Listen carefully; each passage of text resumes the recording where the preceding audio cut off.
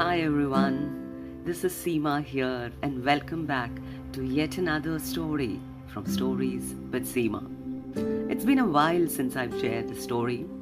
I've been looking up for stories, reading them, reflecting on them, digging up my memories to search for some story that I've heard that touched my heart, and generally looking and sorting through stories.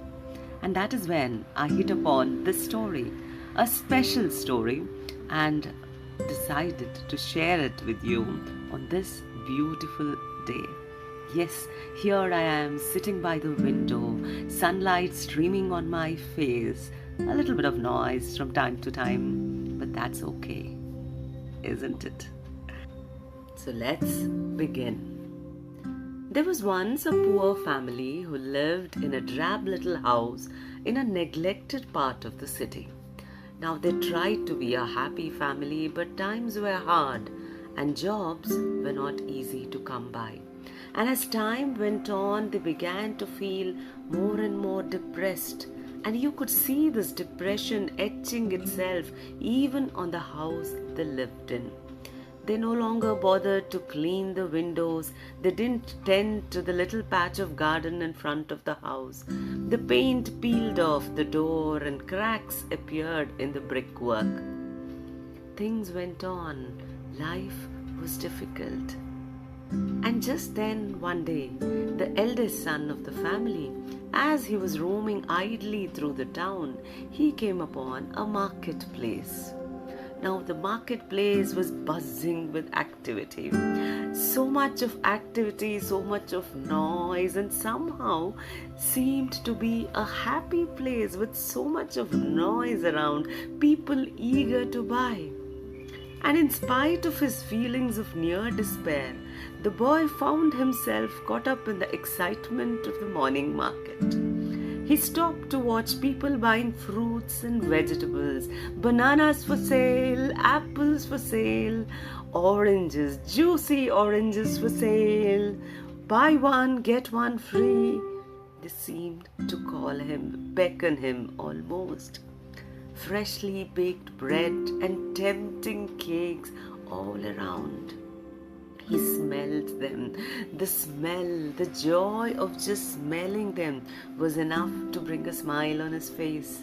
He noticed the queue at the fish stall, took a deep breath of pleasure as he passed the stall of fresh summer flowers. But the stall that attracted him most was a little second-hand stall tucked away from the awnings of the regular marketeers. He had never noticed the stall before, so he stopped to investigate. And there, hidden away in the dark recesses, he noticed a beautiful vase. And there, literally hidden away, was this beautiful vase that somehow attracted him. He fingered the coins in his pocket and felt that it was just enough to meet the modest cost of the vase. And so he said, I'll buy it. And without thinking further, he just asked the lady over there, can I buy this vase? How much does it cost? I think my mother will love it. Everyone will love it, said the lady. For you see, it's a magical vase, and 4 cents it is. The young man smiled, for he had 4 cents, and he quickly exchanged it as she wrapped the vase in brown paper. Enjoy it, won't you? Treat it well. It's a magical vase after all, she smiled. And as the boy walked back home, with joy in his heart, a simple feeling of happiness that he had not experienced for a long time, he kept thinking of how his parents would react, how his siblings would react to the fact that he had bought something so beautiful. But as he got closer and closer to the house, he wondered if he'd done the right thing in spending the last of the 4 cents on an object of beauty, perhaps, but not much of use. And so he walked slowly and slowly His steps was getting slower and slower. And then he opened the gate and then the door and kept in front of everyone, unwrapped rather, the beautiful vase. Everyone at home gasped at the sight of the beautiful vase, and no one reproached him for spending his last few coins on it. If they had some reservations, they did not show. Quite the opposite, in fact. For when the dad saw the vase, he realized how shabby the room was. He went to the cellar, got out the paint brushes, and gave the room a makeover. And when the second son saw how nice the room looked with its fresh coat of paint, he fetched a bucket of water and washed the windows for perhaps the first time in many years. Now the third son looked out of the bright new windows and realized what a state the garden was in. "Oh no," he said, "when was the last time we did something for the garden?" He went outside and dug it over. The fourth son saw the brother digging the garden and quietly went to fetch some seeds. He planted seeds in the flower bed and watered them lovingly all through the spring. When summer came and the young daughter of the family went out to play in the garden, she noticed the flowers that had grown from the seeds, and she gathered a bunch of them to give it to her mother. "Here are some pretty flowers, Mummy," she said, "because we love you." Mother was overjoyed.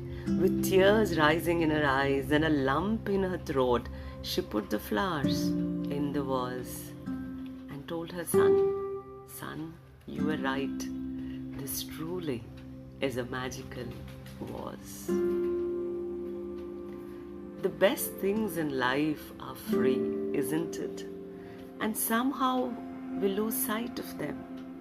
And so it is so important to look around, see the beauty or the treasures of daily life.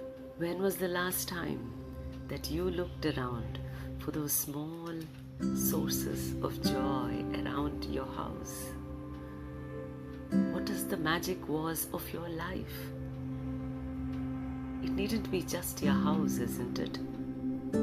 When was the last time you looked at yourself in the mirror and found that beautiful smile, that cute little dimple, that silky hair that could perhaps be the magical vase of your life? A small vase, a change of curtain, a colorful carpet, a shrug here and there, a cushion, a pillow, few greens, pots. They could all change the way things look around. The happiest people, after all,